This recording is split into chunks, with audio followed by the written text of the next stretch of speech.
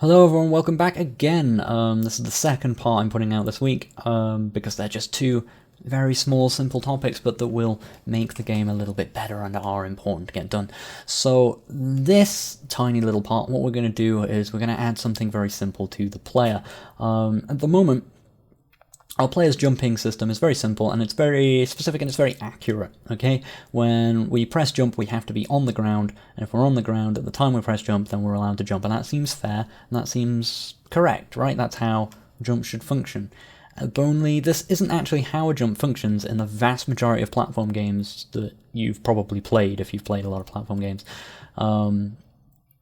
What usually happens is actually the player is usually given a little bit of affordance, so when they walk off of an edge, there is actually still a few frames in which you're able to jump. Okay, it's a very, very common thing to see in platform games. Some are more extreme than others, depending on how lenient they want their controls to be. But you'll notice it in this game that you've built so far as well, and in other games where you don't have this, it's very, very noticeable. Because you'll find yourself sometimes trying to make really precise jumps and swearing that you pressed the jump key on time, but the player didn't seem to jump, and it's because it was missing this key little buffer. Actually, you were late on your jump, it just doesn't feel like you were. And it's always good to generally err on the side of doing what you know the player wants to do, even though they might have done it a little bit wrong. So if the player has only just left the ground and they've pressed jump, we can reasonably assume that the player wanted to jump at the last second on that platform. So why not, why not give them that? Why not respond to the player? Why not have the game world react how the player is trying to, based on how the player is trying to express themselves in it, right? So I think that's generally a good thing to do in terms of game design. It's a very, very, very common, simple thing to actually do. So we're going to go into our player. Okay, and in the create event, we're going to add a new variable here just called canJump. We're going to set it to 0, okay? Not false, 0, because it's going to be a number. What we're going to do with this is we're going to set canJump, when we're touching the floor, we're going to set canJump to be 10, okay? And every single frame, we're going to reduce canJump by 1. And obviously if we're still on the floor, it'll just get set back to 10 again constantly. But after we've left the floor, it'll start to tick down towards 0. And what we're going to do, instead of checking to see if we're on the ground and we're pressing jump, to see whether or not we can jump, we're just going to check to see if we're pressing jump and canJump is greater than 0. Okay? Because if it's greater than 0, it means we were on the ground somewhere in the last 10 frames. So that then adds up to give us that little bit of lenience in terms of where our jump actually is, okay? So now over in the step event, I'm going to come down to the animation section, just as in the previous quick episode where we sort of piggybacked on this collision check to see whether or not we're touching the floor. We're going to do the exact same thing in the player. Since the collision and movement happen sort of in between, we know anything we set here is going to be true at the start of the next frame as well, since this is where all the movement happens. So if we're not touching the floor, this stuff happens, and if we are touching the floor, just in the section here, I'm going to write canJump equals 10. Okay, so for every frame that we're touching the floor, canJump will be set to 10. Okay, and then I'm going to close down this animation section.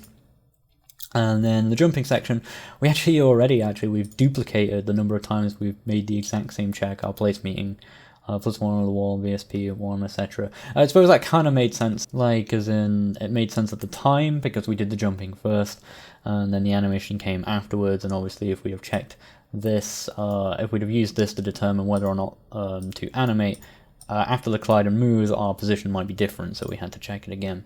But this one is really the only one we need, because we know that back around from here, when it goes to the end and when it comes back around to the start of the frame, we know that nothing's changed, okay? Something only changes in between these two. So we don't actually need this collision check at all anymore. We could have just like piggybacked on this one and like set grounded to be true or something like that. But that's more or less what we're going to do now. Since we've set canJump to be 10 if we are on the floor, I'm going to get rid of this collision check and just simply check if canJump is greater than 0. Okay, so if canJump is greater than 0, which we know it is if we touch the floor, because it'll be 10, and we've pressed key jump, then jump. And we're also going to set canJump then to be 0, so that we can't jump again until the next time we touch the floor, and can jump gets set back to 10. And then the thing that really makes this work is just above this, I'm going to write can jump minus equal 1. So every single frame we're going to reduce can jump by 1. Okay, that just takes 1 off of it. So now we've ended up with a situation where if we've touched the floor any time in the last 10 frames and we press jump, we're able to jump. So let's run the game and see that in motion. I might have to do some sort of zoom in or slow-mo stuff so you can see it exactly. But you see you can jump just as before, but and I can't like jump multiple times in the air or anything like that. But if I run off the edge, you can see if I press jump as late as possible, I'm able to actually fall a few frames and still jump. Obviously if I fall for more than 10 frames I can't, but as long as I press it before those 10 frames are up, I'm good.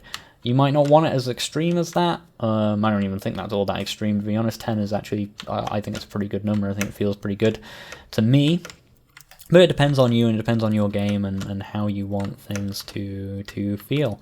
But I do recommend it. I recommend at least having a few frames of this, because it will just make your jump feel more fair. And it is weird that, because obviously it's distinctly less fair, right? It errs on the side of giving the player what we think the player wants, rather than what's actually true in the game world, right? What's actually true in the game world is if you press jump and you're falling, you're too late. So it's not really strictly fair TM to give the player this jump, but it will feel more fair to the player, because that's how we work, that's what people are like.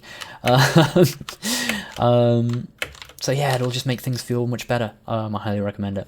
Thanks for watching. Hope you've enjoyed this sort of 2-part mini things to add to make the game a bit better, and we'll be carrying on with this in a couple of weeks' time. Hope you enjoyed this 2-part special. A huge shout outs to all of my Patreon supporters, without whom none of this work would have been possible. A shout out in particular to Mark Lintz, Lewis R. Pereira, Doan Techben, Dan, Chris Maher, Gummitainment, James Grumley, Mark Day, Rovan Darlan, Harold Gidry, Matt Coate, Fisk McTaggart, Nick Slabish, Stephen Hagen, Michael Ward, Jason McMillan, Shaunathan, Chris B, Robert Churches, Owen Morgan, Zinan May, Bowser the Dog, TJ, and Patrick Guffey. Thank you all very much for watching. Thank you all for your support. I'll catch you guys next time.